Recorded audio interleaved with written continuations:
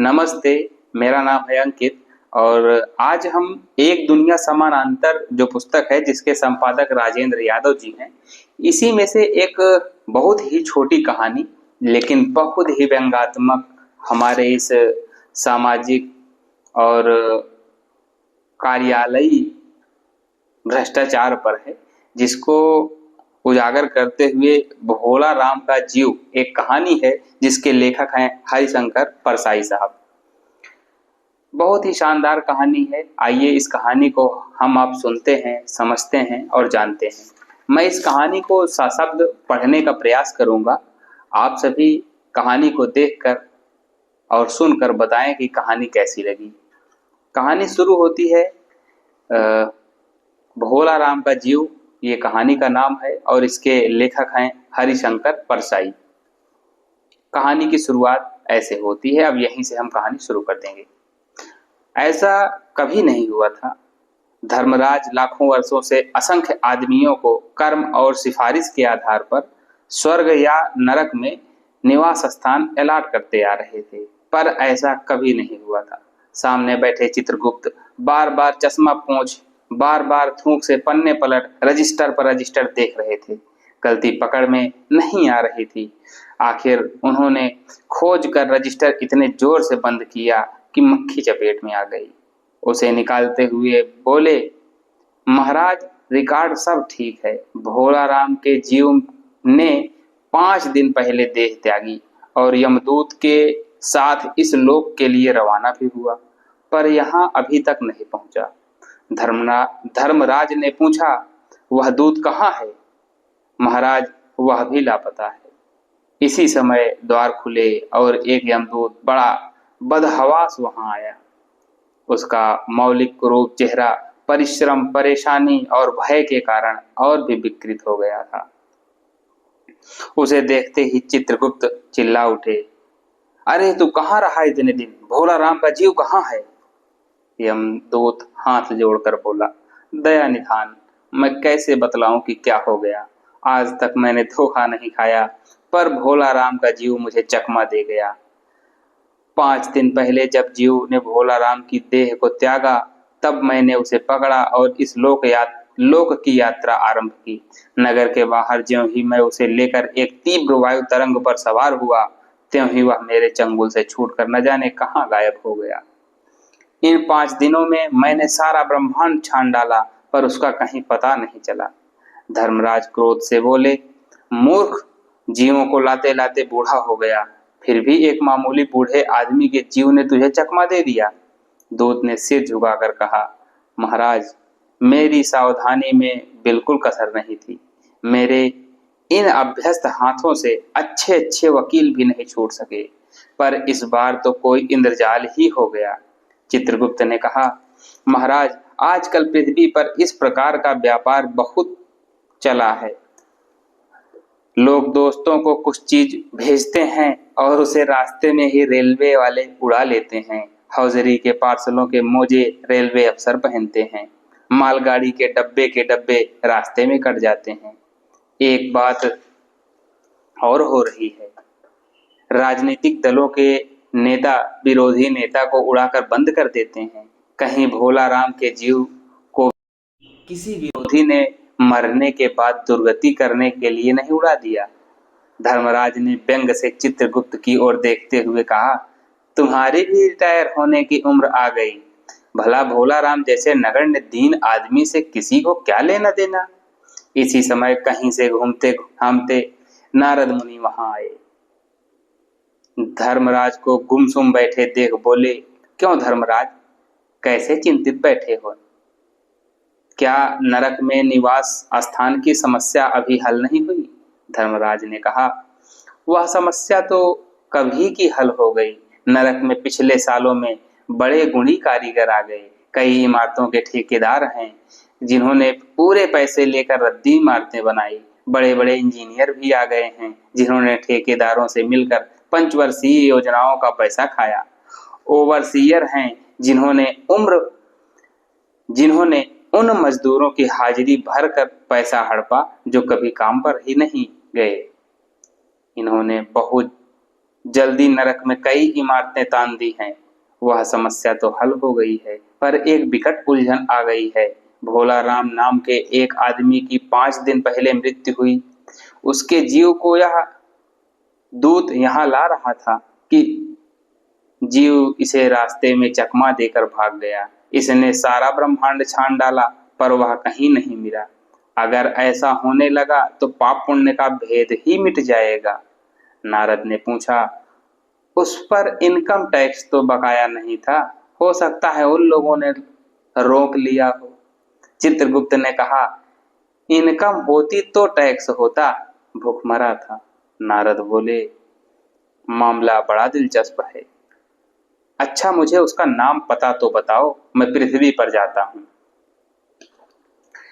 चित्रगुप्त ने रजिस्टर देखकर बताया, भोला राम नाम था उसका। जबलपुर शहर में घामापुर मोहल्ले में नाले के किनारे एक 1.5 कमरे के टूटे फूटे मकान में वह परिवार समेत रहता था। उसकी एक स्त्री थी, 2 लड़के और एक लड़की। उम्र लगभग 60 साल। सरकारी नौकर था। 5 साल पहले रिटायर हो गया था। मकान का किराया उसने 1 साल से नहीं दिया, इसलिए मकान मालिक उसे निकालना चाहता था। इतने में भोला राम ने संसार ही छोड़ दिया। आज 5वां दिन है। बहुत संभव है कि अगर मकान मालिक वास्तविक मकान मालिक है तो उसने भोला राम के मरते ही उसके परिवार को निकाल दिया। इसलिए आपको परिवार की तलाश में काफी घूमना पड़ेगा। माँ बेटी के सम्मिलित क्रंदन से ही नारद भोला राम का मकान पहचान गए। द्वार पर जाकर उन्होंने आवाज लगाई, नारायण नारायण। लड़की ने देखकर कहा, आगे आओ महाराज।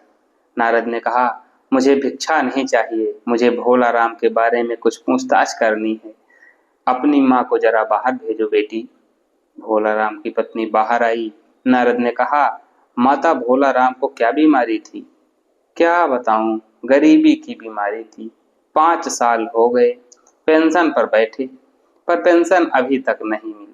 हर 10-15 दिन में एक दरख्वास्त देते थे, पर वहां से या तो जवाब आता ही नहीं था, और आता तो यही कि तुम्हारी पेंशन के मामले पर विचार हो रहा है। इन 5 सालों में सब गहने बेचकर हम लोग खा गए, फिर बर्तन बिके, अब कुछ नहीं बचा। फाके होने लगे थे। चिंता में घुलते घुलते और भूखे मरते मरते उन्होंने दम तोड़ दिया। नारद ने कहा, क्या करोगी माँ, उनकी इतनी ही उम्र थी। ऐसा तो मत कहो महाराज, उम्र तो बहुत थी।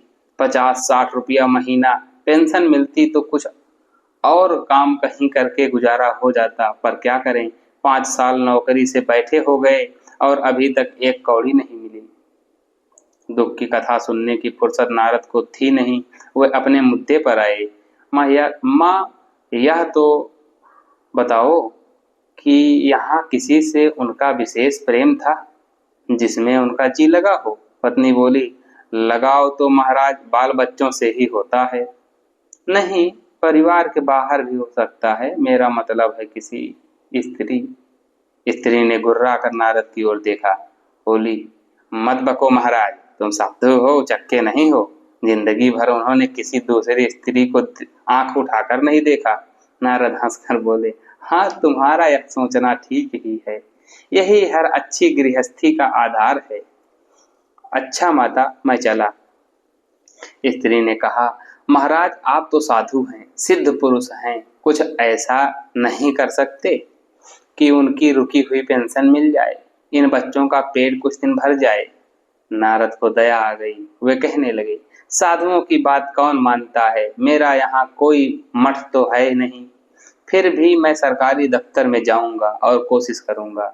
वहां से चलकर नारद सरकारी दफ्तर में पहुंचे। वहां पहले ही कमरे में बैठे बाबू से उन्होंने भोला राम के केस के बारे में बातें की।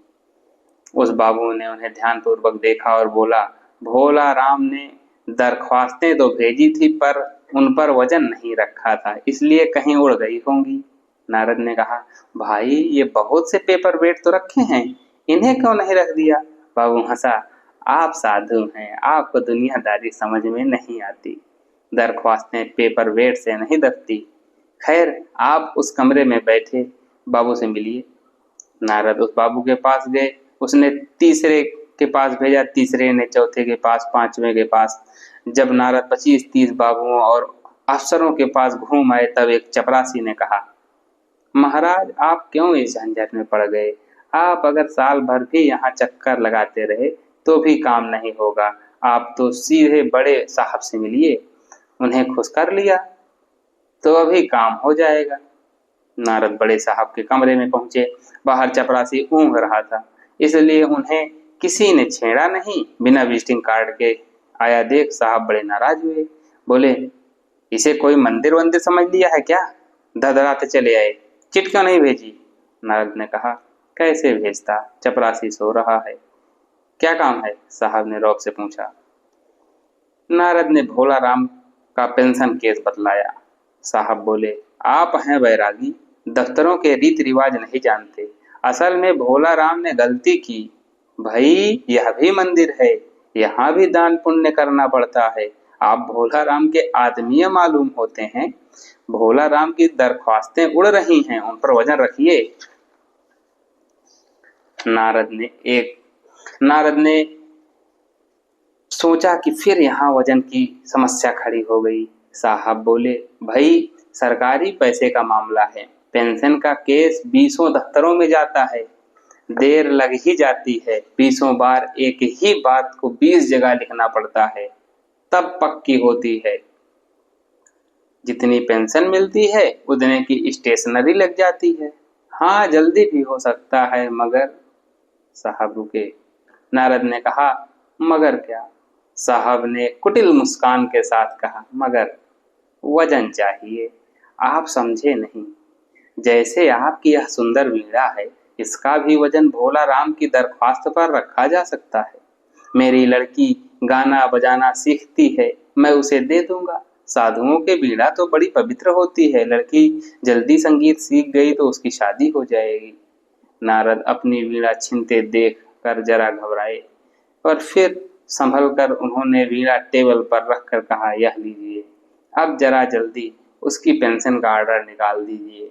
साहब ने प्रसन्नता से उन्हें कुर्सी दी, वीणा को एक कोने में रखा और घंटी बजाई। चपरासी हाजिर हुआ। साहब ने हुक्म दिया, बड़े बाबू से भोला राम के केस की फाइल लाओ। थोड़ी देर बाद चपरासी भोला राम की 100-150 दरख्वास्तों से भरी फाइल लेकर आया।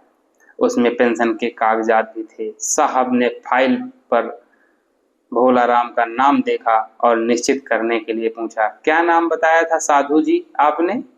नारद समझे कि साहब कुछ ऊंचा सुनता है, इसलिए जोर से बोले, भोला राम। सहसा फाइल से आवाज आई, कौन पुकार रहा है मुझे? पोस्टमैन है क्या? पेंशन का ऑर्डर आ गया, पेंशन का मनी ऑर्डर आ गया। भोला राम, तुम क्या भोला राम के जियो हो? हाँ, आवाज आई। नारद ने कहा, मैं नारद हूँ, तुम्हें लेने आया हूँ, चलो, स्वर्ग में तुम्हारा इंतजार हो रहा है। आवाज आई, मुझे नहीं जाना, मैं तो पेंशन की दरख्वास्तों में अटका हूँ, यही मेरा मन लगा है, मैं अपनी दरख्वास्त छोड़कर नहीं जा सकता। साथियों, निष्कर्ष बताने की जरूरत है नहीं, आप लोगों ने इस कहानी का निष्कर्ष निकाल लिया होगा। कैसे लगी कहानी कमेंट करें, अगर अच्छी लगी तो लाइक करें, चैनल को सब्सक्राइब करें, फॉलो करें और दोस्तों के साथ शेयर करें। धन्यवाद। मिलते हैं अगली कहानी में, तब तक के लिए नमस्ते।